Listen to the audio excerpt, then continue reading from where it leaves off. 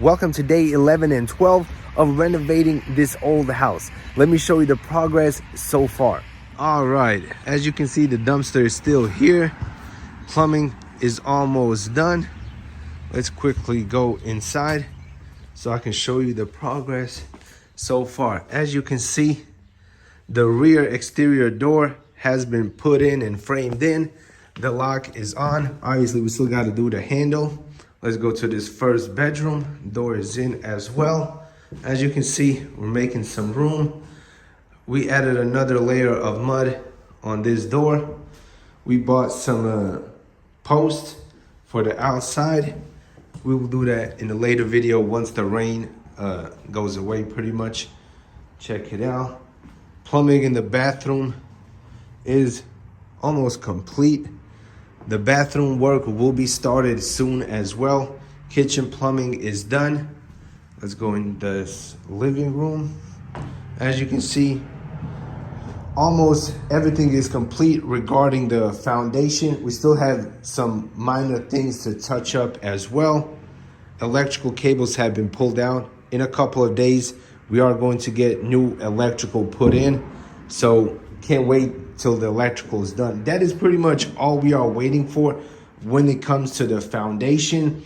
We cannot do anything until the electrical is fully complete, simply because once we put the plywood down, you will literally have to crawl underneath the entire house to drag the cables to attach them to the beams, and it will literally be a ton of work. That is why we have not put down the plywood yet, but that will be getting done soon. Windows will be purchased in the next 2 days, and the same guy that is doing my plumbing will be putting the windows. As you can see, he's already putting in the doors. Looking good. Obviously, the trim is not on yet. I will need to buy bigger, wider trim, like I mentioned in the previous video. As you can see, we added another layer of mud on this side as well. Then once this is dry, we are going to sand it and hopefully add the final layer, then sand it once more, and it should be complete. Then the demo work in the bedrooms will begin. We will need to remove this corner trim, the small one around. Then we are going to clean the floor, patch up all these holes where the air vents have been. Those will be completely removed, patched up. That way when the new floor is put in, I will probably end up putting carpet in both of the bedrooms and then the laminate in the kitchen and in the living room. Simply because I need to stay on this budget. I'm already on track to go well over. So I'll pretty much need to save a little bit of money if I want to stay on budget. We are making slow and steady progress. It has been raining over the last 2 days, so we haven't been working much at all, to be honest. So day 11 and 12 have been very, very slow, but the weather will be improving over the next couple of days.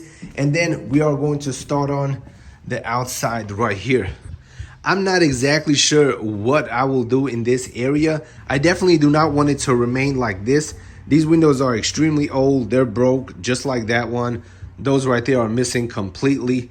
As of right now, I'm not sure if I will completely open up this area and just reframe everything and leave it open. But then again, if we experience heavy rains and the rain comes at an angle, all the water will settle inside of here and maybe create a puddle in that corner. So I still have to find a way to encircle this somehow, close it off. I do not want to put all new windows all around. That will definitely put me over the budget, especially because this area definitely needs a ton of work. Maybe put that glaze on the bottom, clean up the walls. Look at that, it's super dirty. Once the pressure washer is here, we are going to pressure wash this, all this peeling paint. Everything will be painted, removed, but still I will need to figure out what I will do with this area right here. As you can see from the outside, it looks absolutely ugly, and this definitely needs to be torn down and redone. So that is the progress inside, and now let's go over the numbers. I have definitely spent a ton of money over the last couple of days, especially on day 11 and 12. Before we get to the numbers, if you are a real estate investor and you have multiple rental properties, make sure to check out Steadily Insurance to see how much money they'll be able to save you and lower your monthly mortgage payments, thus putting more money in your pockets. If you are a homeowner, you can do the exact same thing. Link will be in the description box below. And now let's talk about the numbers. As you can see, so far we have spent $16,729.85. And this is what we spent on day 11. We bought some electrical cables for $336.70, some brick sheets to cover the hole in the bathroom for $68. We also paid the plumber $1,300. Also, we spent $471 on extra parts. He provided the receipts, so I pretty much reimbursed him for this full amount. Day 12, we spent $47 on gas. We bought more 2x4s and some screws for the doors, which were $53. Then we spent $322 on the shower faucet, breakers for the electrical box, and a couple of other small things.